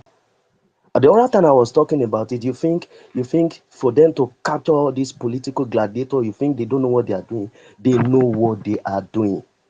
Not only disgracing their name, their friends, no one will. Okay, now if your friend is a thief, can you boldly say this is my friend again? You know what that will actually be to affect you even as a businessman? I'm just like, I didn't mention if peradventure one particular name that is well known as a figure in Nigeria is and a businessman that you know, and they say he's part of them and is enlisted. What do you think all his business empire and friends will be like? That is going easy. They can't meet up. They can't meet up. That's just the basic truth. So we only have the golden opportunity right before our eye, and this is the only time we need to come together, utilize this opportunity, and see how quick we can get off from this house of exile, come out of the home of slavery. If you fail to do that which is needful now, I don't know when you want to do it. You are expecting Onyendu to come out, or you are expecting Prime Minister, the one the cage to Finland to come and speak to you. I don't know when you want to do it. If you will fail to support NKERE now, I don't know what you are doing. So I think this particular Ojoro that is being playing is playing out in our favor because it's Ojoro to them. It's not favoring them, and it can never favor them. They can't, if they sign into it, they are just, this man is just going to do it because they will give him his card. If he fails to sign into it, they will show him his way.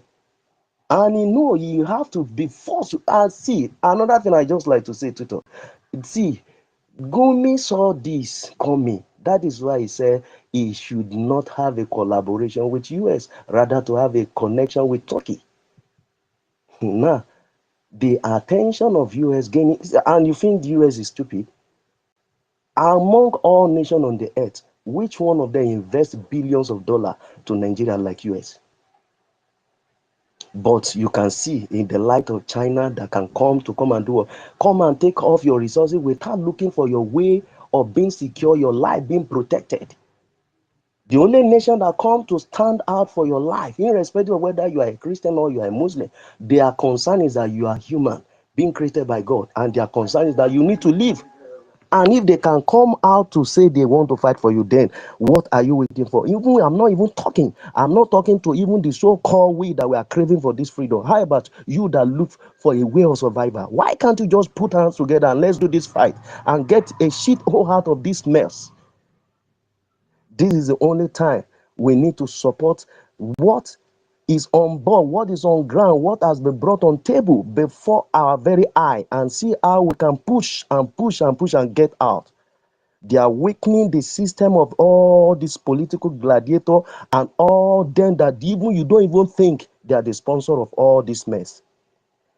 Now they are exposing them and they want to expose them more. That is why they are throwing out all their intelligent network within us now. This one is not going to be saying then say again. Very soon now, Bianca will run down to say, yeah, begin to talk up and down. That is not going to happen because their very eye will be on ground. You think the Amala Iwedu that they were trying to serve them, you think it will stop them? This particular government of Trump is the best we can ever think of, and we should look into how we can ravage around it and take opportunity of what our freedom can really mean to us. I think you need to just wake up. I think we need to do the needful. It is wise of you to support the one that is doing the right thing. This is a time for you to just come on board and put that which your effort can do in times of your finances. We never ask of you to come on board by physical, but you can do something. We can see one of our sisters that is doing the needful in the Israel. How about you in any of your field? What can you do? What we can do best is what we are find ourselves doing. Everyone is playing their part, and your part can really be positive when you have that right motive. Drop your ego. So throw away your pride and see how far we will quickly get our freedom. Thank you very much. Thank you so much, Holland, for your submission. God bless you for that. I don't know. Biafra Free Energy Tech, thank you so much for your donation of 5 Ejemma. Thank you. God bless you. To be announced tomorrow. Please, Holland said only few people have shared the space. I don't know. Sharing of space is free. And we need our funding, please. Whatever you can support us with. Our website remains www.biafrarepublicgovernment.org. The government is spelled in full. Submit, give your donation for space donation, please. We need donation.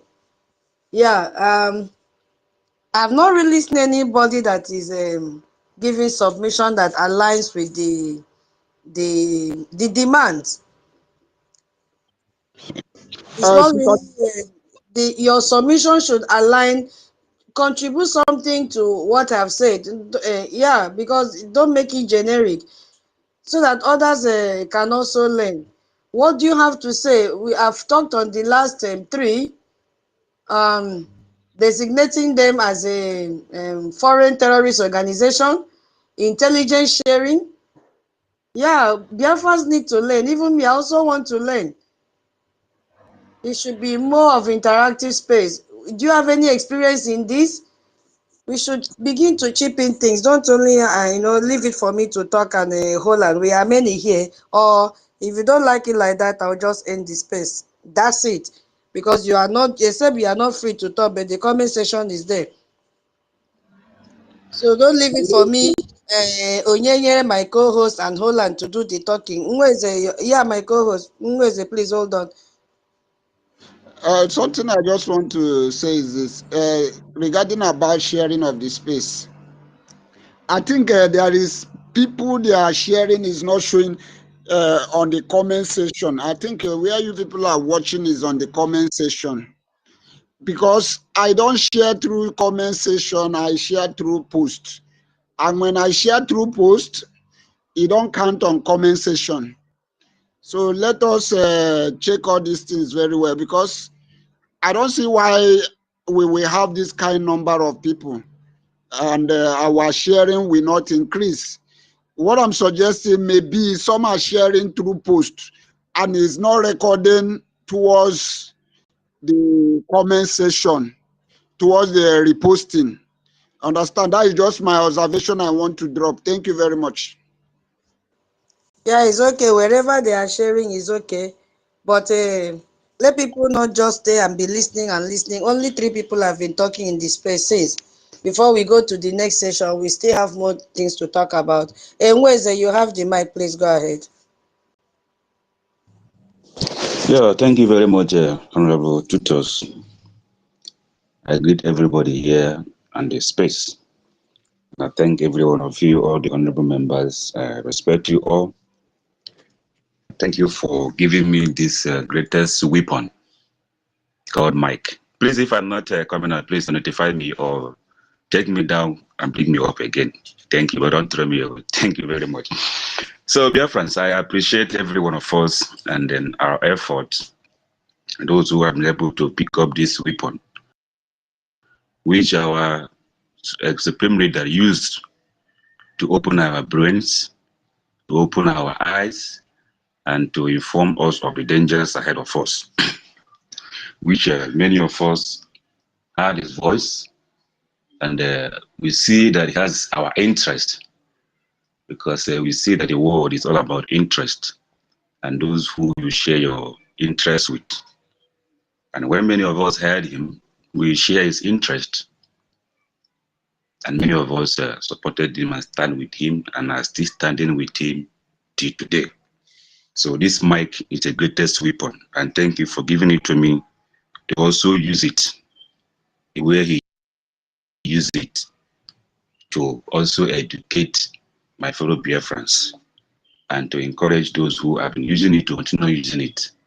Because through this weapon called mic, we will get our freedom, and everything we seek and desire of will be granted. Now, on the topic here, in my own understanding about this whole thing from the Larry Moore report, I feel like United States of America packaged our Biafra, our struggle, our freedom, fly them all the way from America down to us. Because you see everything in this report, there is no one, there is none of them that the zoo will be able to implement. None. None of them. There's no way you will convince me that Nigeria, that me and you know, will be able to respect or obey any of these things, or any of these recommendations by more. It is not possible. If you think they will obey any of them, then you are not, you are very far away from reality. Because they have this agenda for many years.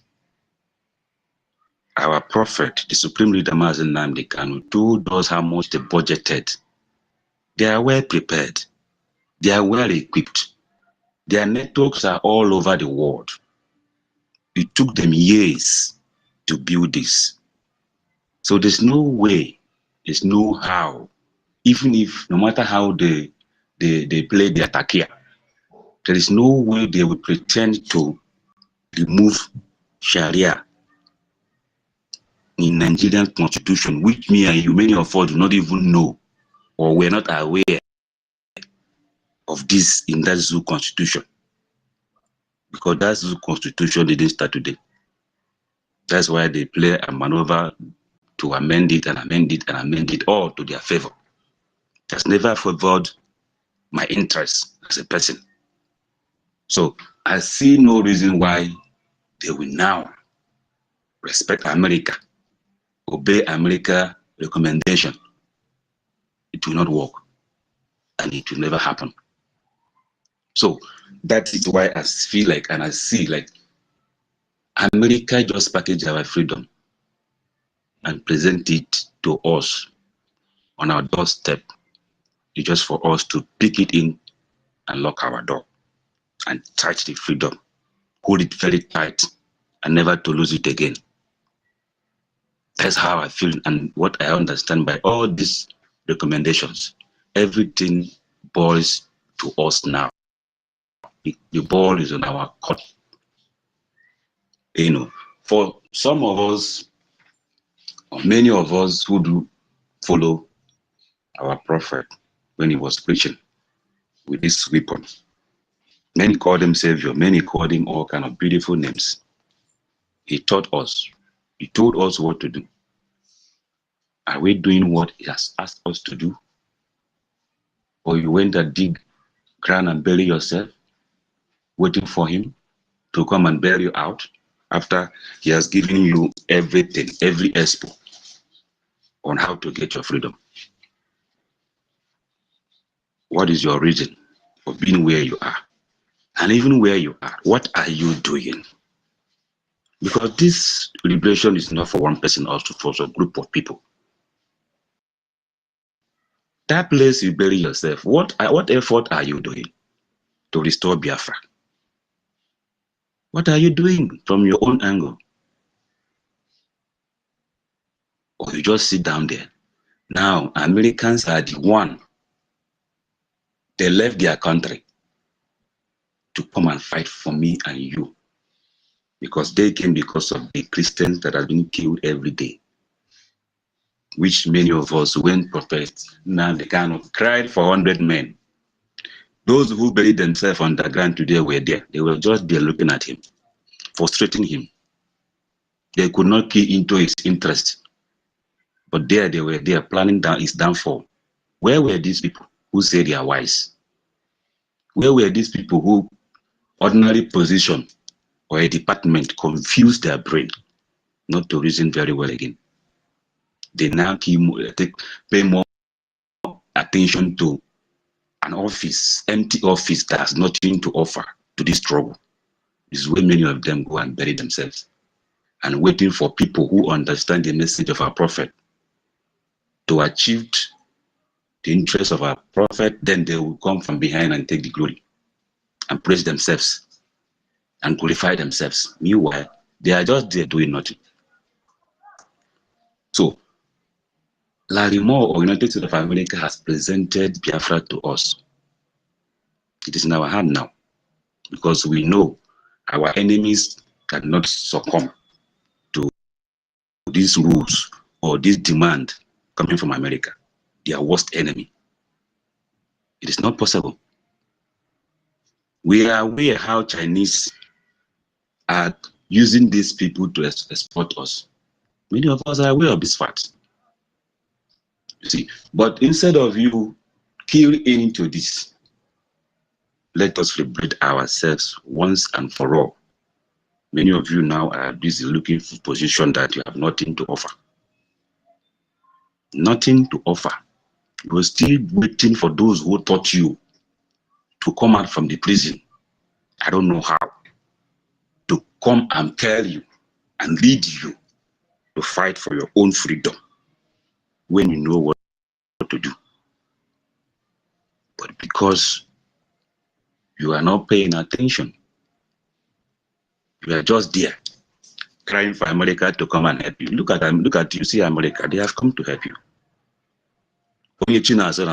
What are you doing now to support the effort of America now on ground? Even though you hate NKERE, who came to save you. Even if you hate him, you don't like his face. Don't you like these Americans too, who send their own people, their own resources to come and take risk in saving you in your land for foreigners not to kill you and took over your land, rape your children, rape your wife, cut your head, cut your hands, cut your arms? What are you still waiting for? Or are you waiting for their downfall now? Then you start singing, America could not even do anything where they come. That is what many of you are sitting waiting now for them to fail. Because I can see on social media, oh, since America came, the killing, the genocide has increased. Why will not it increase when the people that are trying to save are not doing anything to save themselves? Rather, they are busy talking about 2027, that you have no life from 2026. There is no assurance, there is no guarantee that you even see that 2027. It's not guaranteed. Your life is not guaranteed in Nigeria as it stands now. But you're not thinking about that. Look at the one you are thinking. They nearly killed him there in Edo State. The one you are following, who has no plan to give you security or even rules that will save you, like this one America has said to you. But it's a human being like you aspiring to be president. Look at a senator or a congressman coming to give Nigeria these conditions,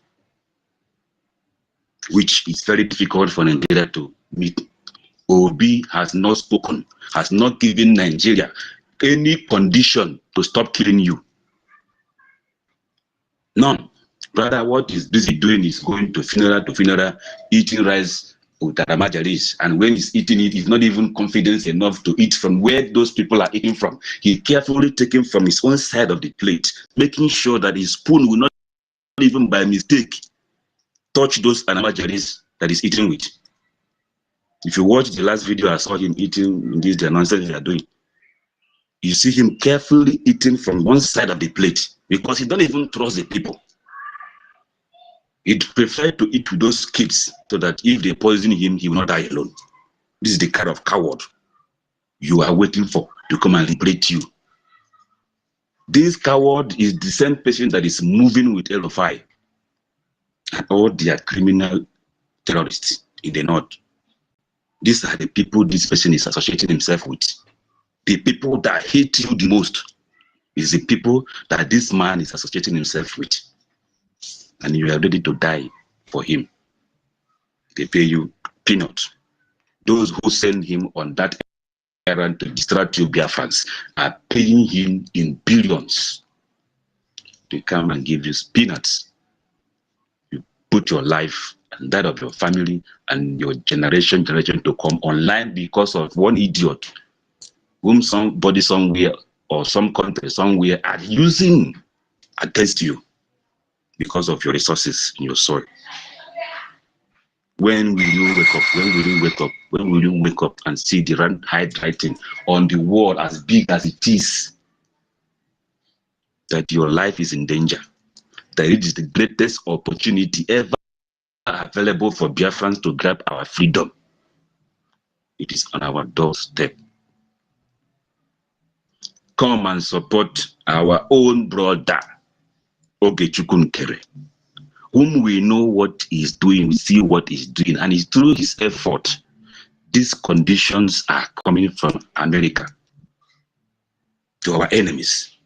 If truly and genuinely you came for this struggle, if truly you want freedom, because this is the last chance we have. This chance, this opportunity will never come again. America will not play and score the goals for us. Wake up. Nigeria has nothing to offer to you, which you know. Instead of it getting better, it's getting worse every day. There is no magic. There is no magic. Nobody will perform magic to change Nigeria overnight, or even in 4 years, even in 8 years to come. Are you prepared to be dying in the hand of foreigners, idiots, janjaweed? I watched a video of how they were torturing one young man who went to serve the zoo. After all our warnings for many years, leave the zoo, let the zoo collapse. They refuse. They are still doing NYSC. You see those who went through it, came back, become worst. No future, nothing, everything about them destroyed. They joined into kidnapping or Yahoo or doing any kind of criminality to survive. They went through that NYC. You saw them. They live with you. They have nothing to offer. Nigeria has never offered them anything good to be proud of. You saw all those things. Still, you had in your mind and your brain, because so when you see G and black man, baboon and monkey you are, you cannot even reason for your own self and save your own self, even when you see danger before you, coming to you. It started from where it started. You were hearing it. Every day the volume is getting louder, it's getting clearer, it's very disturbing your ear and brain. But still, you cannot wake up. Still, you cannot read the handwriting that is on the wall that is as big as that even a blind person can see. You are waiting for 2027. Some of you Biafrans went and buried yourself. You took another foreigner, Yoruba man called Sowore, to come and protest for your savior that is in the hand of the Caliphate in Sokoto. After that thing he did for his own personal interest, to campaign for his own, to tell you how stupid you are, to show you how foolish you are. You came out. You after that days, that's the end of the story. Everybody went back and hide under their pillow, shouting, Nigeria is killing us every day. What are you doing to save yourselves? Biafrans, I don't know how to beg you again. This is the only way, this is the only weapon I have now. The way I talk, the way I speak is the only weapon I have to fight. And other things I am doing to support this freedom. This mic is my own weapon. If your brain can wake up, if you can reason the way I reason, if you can pay attention the way I pay attention, come together. There is a way out here, and this way is very open. It's very clear. We know where we are going. We are not confused here. below or the road is very wide open. Just come and join. Q, let's go home. As simple as ABCD. What else are you looking for? Is it not the same Biafra that we are looking for, you are looking for? Or are you looking for another kind of Biafra? Can you hear me, Weze? Yes, Honorable Titus. Maybe I can hand Yeah, over. Thank you very much yeah. for this chat. Let's begin to manage the time. We've not even started the space yet. We still have a lot to talk, especially our program last night. Thank you so much for your submission. Don't go, hang on. We just started. Yeah, Afam, welcome. After Afam, Mama Betty. Mama, welcome. Mama, please check your telegram. I've messaged you, please. Afam, please go on. Good afternoon to all dear friends. Good There, afternoon. the man with the baritone. He come the Thank you, my darling sister. Sister Betty, my COS, Mr. Snow, Million. Mweze, thanks for your submission, and Holland, and thank you for what you do, my brother. I greet everyone. Stanley, my respect to you, my brother. Okay. Anyway, before I proceed, my dear sister, I have to give 20 Gemma. We send the receipt before tomorrow. Okay, before tomorrow, we send it to your WhatsApp. Okay, and, I'm giving 20 Gemma for the space. Thank you so much. God bless you. My sister. Then the only thing I have to contribute to what you say, what you're teaching us here, is that kudos to the path you have chosen to follow. Okay, you are advertising yourself and doing what you're supposed to do for Biafrans, because I believe that each and every one of us, there's a reason why we are born, and there's a reason why we are here. But those who feel that they do not know, that is their business. Like I always say, I'm going to be the last person to beg anyone to support your freedom, or maybe to fight for your freedom, or maybe to want to know where to be. Because at the end of the day, like what Nweze said, what is that made you to be a human being? If our leader can be on a microphone for 12 years, and after that he was kidnapped, and he's now in the hands of the enemy, and you see all these things, and later our first prime minister came up, we all saw what happened.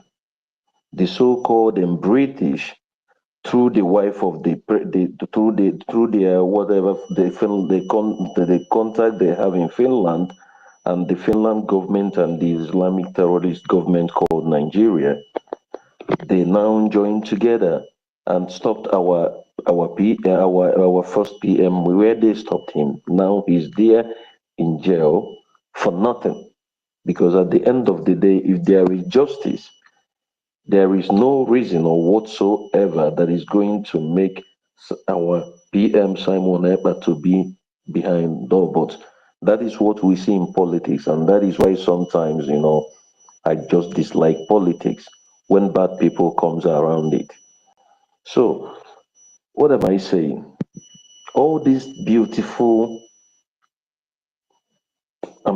exposure that our sister is here lecturing us, making those that are not educated enough academically for us to understand everything, even those that are academically positive whatsoever, that they are good still.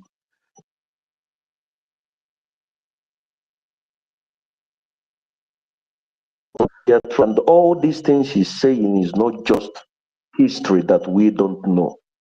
This is not just a book that she's reading for us. This is not maybe what happens in 50 years ago, or this or that, or blah, blah, blah.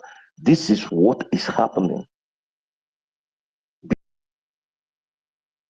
before me and you.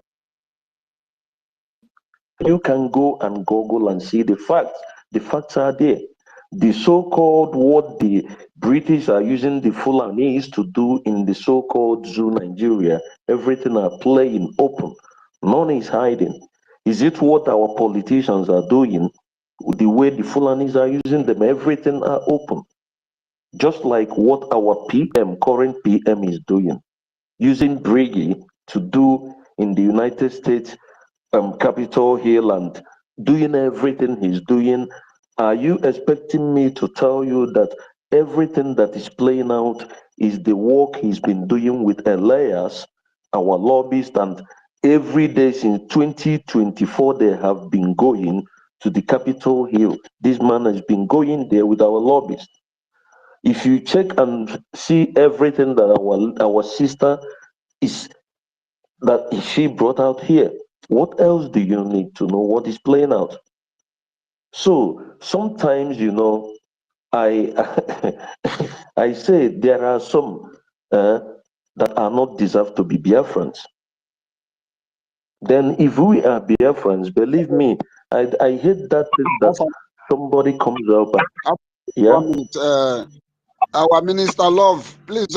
Okay, I was trying to bring our Minister Love to the mic, and Brother Storm. Please, if you are not able to come to mic, go down, refresh, and request again. Thank you. You can continue. Afam, continue. Thank you. Okay, my brother. It's okay, my brother. So, like all these things, everything is playing out. So there is nothing for anybody to tell you. This is for you to see the fact, for you to know what is playing out, for you to see it in open. Then when you decide to go to where you go, you cannot assess what the little you're contributing is doing. Then I don't know, I should be the one to tell you that you're a fool. Or maybe if you cannot understand what is happening, I should be the one to tell you that you are less than a human being. You're not worth to be a human being, not to talk of even call yourself a Biafran. Because all these things here, nobody is telling me that this is where I should be. Nobody tells me that this is where I should put my money. Nobody is telling me the little information that I'm getting. I get it here from this university, where you see the truth, where you stay and you see everything that is happening, what our PM is doing, and everybody. So, if just like those who they say they are fighting for Biafra, they are wearing Biafran clothes, but with their actions, you see that they are working against the same Biafra. They are working with the zoo government, and you cannot see it. Then how do you expect me to be the one to tell you to come back? If a woman that is in village, old women should be able to stand on the little they are doing, still believe in what they are doing, then you expect me that sees you that you are exposed and you have all it takes to understand, and with all the atrocities the so-called Nigerians are doing, you don't understand the reality or know what to do. I don't know what to call you. I want to use something that is nothing, but I want you to understand if this is a state, a government that can do this, then do they have a government? There is something that is playing out in Biafra land today, so-called Ijele. I want to ask each and every one of us question here. Who is Ijele? This guy is just a criminal, a human trafficker that is being deported from Turkey. And he came back to the so-called Nigeria.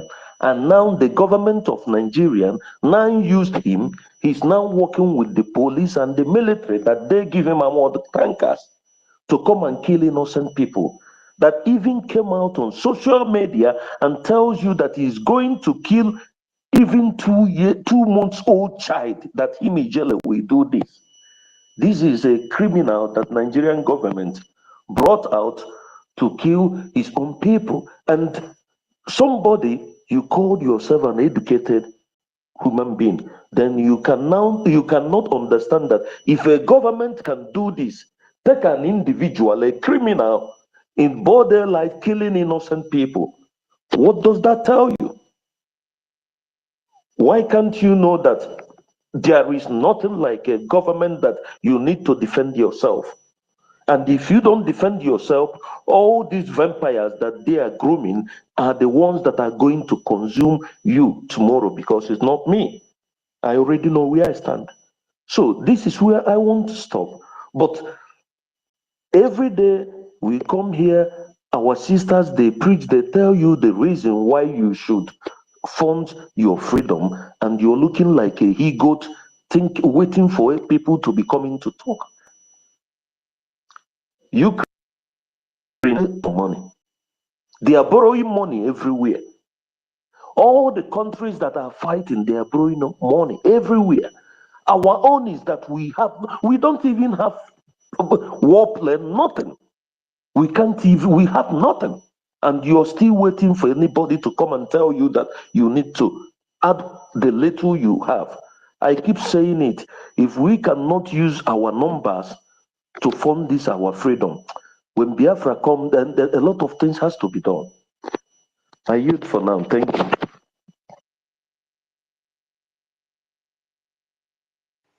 Thank you so much, the man with the baritone voice. God bless you for your submission.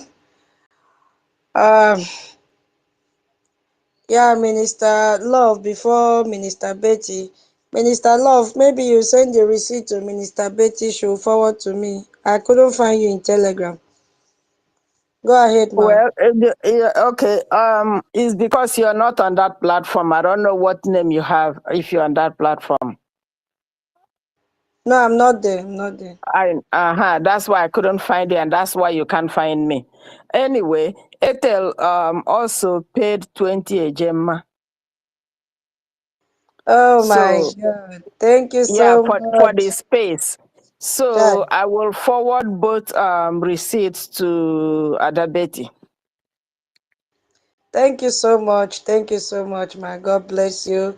And You're Ethel and welcome. sister, God bless you. We really appreciate your contribution. Guinea, God bless you, ma. Wow.